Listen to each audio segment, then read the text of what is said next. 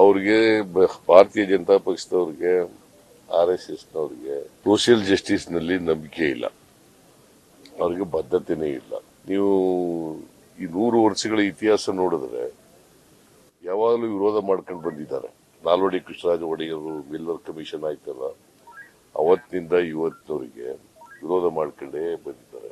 RSSನವರು ಯಾವತ್ತೂ ಕೂಡ 1925ನೇ ಇಸ್ವಿನಲ್ಲಿ RSS ಪ್ರಾರಂಭ ಆಯ್ತು. 100 ವರ್ಷ ಆಯ್ತು. ಈ ವರ್ಷ 2025ಕ್ಕೆ 100 ವರ್ಷಗಳಾಗ್ತಾ ಇದೆ. ಯಾವತ್ತೂ ಅವರು ಮೀಸಲಾತಿನ ಒಪ್ಕೊಂಡಿಲ್ಲ. ಆದ್ರೆ ಅನಿವಾರ್ಯವಾಗಿ ರಾಹುಲ್ ಗಾಂಧಿ ಅವರು ಒತ್ತಾಯ ಮಾಡ್ತಾ ಇದ್ರು. ಕಳೆದ 2 ವರ್ಷಗಳಿಂದ ಬಹಳ ಸೀರಿಯಸ್ ಆಗಿ ಒತ್ತಾಯ ಮಾಡ್ತಾ ಇದ್ರು.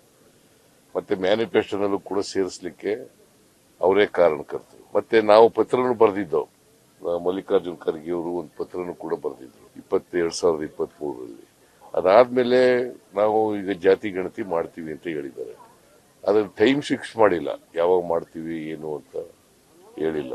ಇದರಲ್ಲಿ ಜನಗಣತಿನಲ್ಲೇ ಜಾತಿ ಗಣತಿ ಮಾಡ್ತೀವಿ ಅಂತ ಹೇಳ್ತಾರೆ. ಆ ಒಂದು ಸೋಷಿಯೋ ಎಕನಾಮಿಕ್ ಎಜುಕೇಶನಲ್ ಸರ್ವೆ ಆಗಬೇಕು. ಇನ್ನೊಂದು ಈ ಸೀಲಿಂಗ್ ಇದೆಯಲ್ಲ, ಅದನ್ನ ಸಂವಿಧಾನಕ್ಕೆ ತಿದ್ದುಪಡಿ ತೆಗೆದಾಕ್ಬೇಕು. ಯಾಕಂದ್ರೆ ಸುಪ್ರೀಂ ಕೋರ್ಟ್ನವರು ಇಂದಿರಾ ಸಹಾನಿ ಕೇಸ್ನಲ್ಲಿ ಹೇಳ್ಬಿಟ್ಟಿದ್ದಾರೆ,